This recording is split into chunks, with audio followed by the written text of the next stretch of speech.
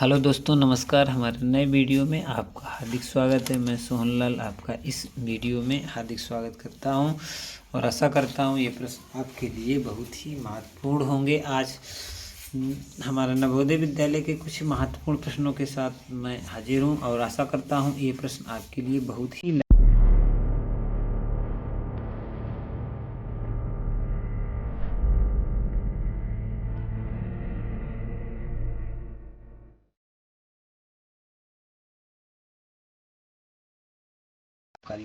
आज का पहला प्रश्न है कि एक ड्रम का 1/8 भाग दूध से भरा हुआ है। यदि इसको पूरा भरने के लिए 28 लीटर दूध चाहिए तो ड्रम की धारिता क्या है। जो ड्रम है उसमें पूरा दूध कितना आएगा। देखो कह रहा है कि एक ड्रम का 1/8 भाग दूध से भरा हुआ है। तो देखेंगे कि ड्रम का भरा हुआ भाग कितना है। ड्रम का भरा हुआ भाग तो ड्रम का जो भरा हुआ भाग है साथियों वो है 1/8 भाग। ठीक है, 1/8 भाग भरा हुआ है। तो अब ड्रम का जो भरा हुआ भाग 1/8 है तो खाली भाग कितना होगा। लिखेंगे ड्रम का खाली भाग। जो ड्रम का खाली भाग है वो कितना होगा, यहाँ से वो निकालेंगे। जो ड्रम का खाली भाग है तो 1 में माइनस 1/8। तो साथियों खाली भाग जो होगा उसे हम यहाँ पे अच्छे से पहले निकालेंगे फिर समझेंगे। जो खाली होगा यहाँ पे देखेंगे तो यहाँ से घटा देंगे तो 8 माइनस 1/8 जो कि हमारा 7/8 भाग ड्रम का खाली है। यहाँ पे आपने समझ लिया कि ड्रम का जो खाली भाग है वो 7/8 भाग है। ठीक है, तो अब ड्रम का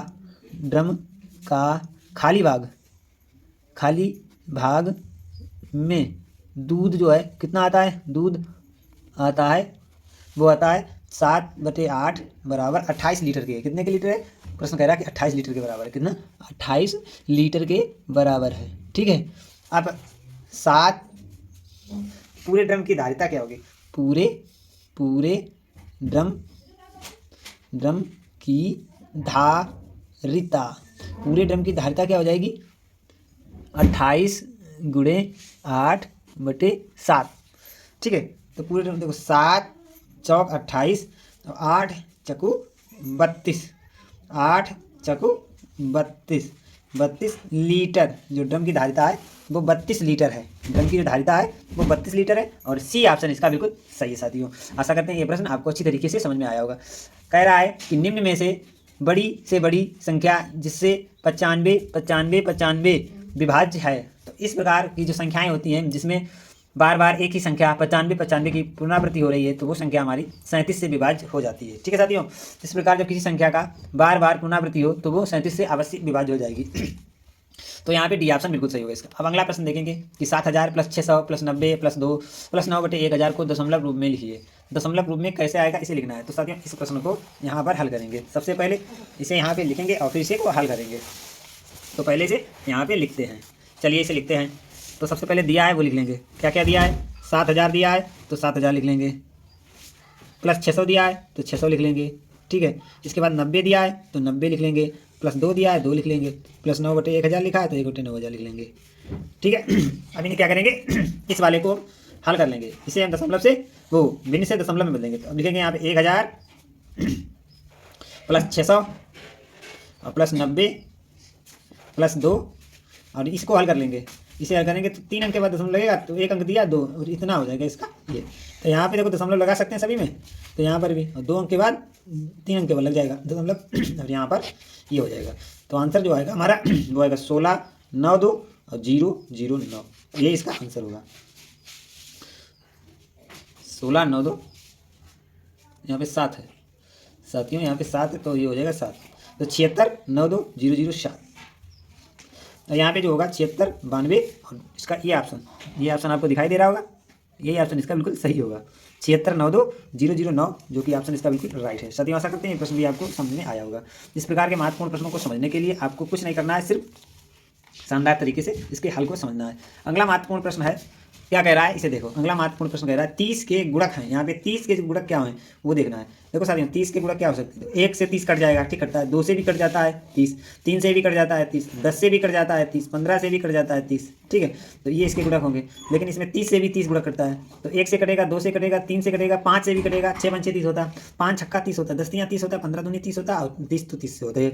तो 30 के जो अभिष्ट गुणनखंड है तो वो 2 1 2 3 5 6 10 15 30, ये इसके अभिष्ट गुणनखंड है। तो इसका जो ऑप्शन सही है वो डी ऑप्शन इसका बिल्कुल सही है, ठीक है साथियों। इसी प्रकार चलिए अगला महत्वपूर्ण प्रश्न जो पूछ रहा है उसे हम देखें। कह रहा है कि एक चादर की माप 40 गुणित 80 सेंटीमीटर बताओ, उस चादर का कुछ भाग व्यर्थ न गवाकर 3/4 सेंटीमीटर माप के कितने टुकड़े बनेंगे। तो आप समझ सकते हैं, ये देखो दिया है मीटर प्रति, ये सेंटीमीटर है 40 है और गुणे 36 है, 36 है, ठीक है। अब इसको यहाँ पर बटे में लगा देंगे 3/4 के, ठीक है, गुणे में और बटे में लगा देंगे 3। अब इसे काट देंगे, देखो यहाँ से काट देंगे, 4 दामन 40 हो जाएगा, ठीक, 3 एकन 3 3 दो नीचे 12 3 36 हो जाएगा, और कितना आ जाएगा 120 टुकड़े इसके आ जाएंगे। कितने आ जाएंगे 120 टुकड़े आ जाएंगे। कहाँ पे 120 दिया है, ये ऑप्शन इसका बिल्कुल सही है। आशा करते हैं आपको ये प्रश्न अच्छी तरीके से समझ में आ गया। अगला देखिए, यदि किसी संख्या का 60% का 35% बराबर 10.5 होता है वो संख्या क्या है। देखो 60% गुणे 35%, और वो किसके बराबर है, वो बराबर है यहाँ पे 10.5 के, 10.5 के बराबर है।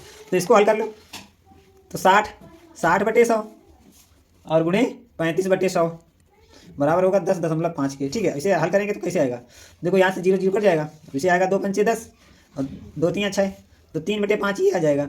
और यहाँ पे 35/100 है, तो इसे देखो 35 एकन 35, ये 5 से काट दो, 20 पंचे 100, और यहाँ पर आ जाएगा 5 7 35, तो यहाँ पर ये आ जाएगा 7/20 के बराबर, ठीक है। और ये होगा 10.5 के बराबर, ठीक है। और यहाँ पे हो जाएगा, इसके मल्टीप्लाई में है तो यहाँ पे 7 या 21/5 20 पंचे 100 आ जाएगा, ठीक है। और इसी 10.5 के बराबर है, ठीक है।